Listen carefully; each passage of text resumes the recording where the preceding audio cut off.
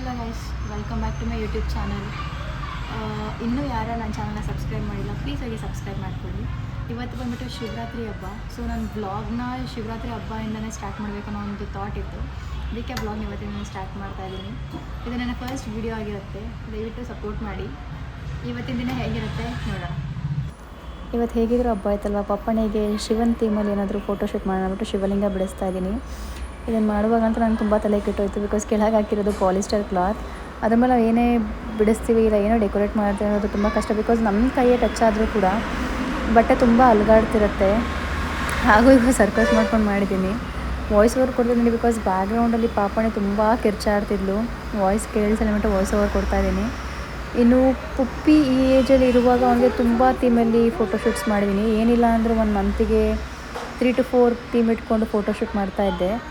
But ಪಾಪಣಿಗೆ ನಾನು free ಇಲ್ದಿರೋದ್ರಿಂದ ಅವಳಿಗೆ ಫೋಟೋಶೂಟ್ಸೇ ಮಾಡೋಕ್ಕಾಗಿಲ್ಲ. ಇದು ಮಾಡಿದರೆ ಏನೋ ಒಂದು ಸೆಕೆಂಡ್ ಇಲ್ಲ 3rd ಫೋಟೋಶೂಟ್ ಇರ್ಬೋದು. ಹಾಗೂ ಈಗ ಕಷ್ಟಪಟ್ಕೊಂಡು ಏನೋ ಒಂದು ಲೆವೆಲಿಗೆ ತಂದು ಮಾಡಿದ್ದೀನಿ. ನೋಡ್ತಿದ್ದೀರಾ, ಐ ಹೋಪ್ ಚೆನ್ನಾಗಿ ಕಾಣ್ತಿದೆ ಅಂತ. ಇನ್ನು ಪಾಪಣಿ ಕೈಯಲ್ಲೆಲ್ಲ ಎಳೆದು ಅದನ್ನ ಶೇಕ್ ಮಾಡಿ ಅರ್ಧ ಹಾಳು ಮಾಡಿಬಿಟ್ಟಿದ್ಲು. ನಮ್ಮ ಮಮ್ಮಿ ಬ್ಯಾಕ್ಗ್ರೌಂಡಲ್ಲಿ ತುಂಬ ನಗಿಸ್ತಾಯಿದ್ರು, ಇಲ್ಲಾಂದರೆ ಅವಳು ತುಂಬ ಕಿರುಚ್ತಾಳೆ.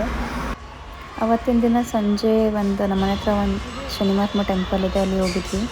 ಪ್ರತಿ ವರ್ಷ ಮಹಾಶಿವರಾತ್ರಿ ದಿನ ಇಲ್ಲಿ ಜಾತ್ರೆ ಮಾಡ್ತಾರೆ, ತುಂಬ ಚೆನ್ನಾಗಿ ಮಾಡ್ತಾರೆ. ನೋಡ್ತಿದ್ದೀರಾ, ಫುಲ್ ಏರಿಯಾ ಫುಲ್ ಲೈಟಿಂಗ್ಸ್ ಹಾಕಿರ್ತಾರೆ, ತುಂಬ ಚೆನ್ನಾಗಿ ಡೆಕೋರೇಷನ್ ಕೂಡ ಮಾಡಿರ್ತಾರೆ.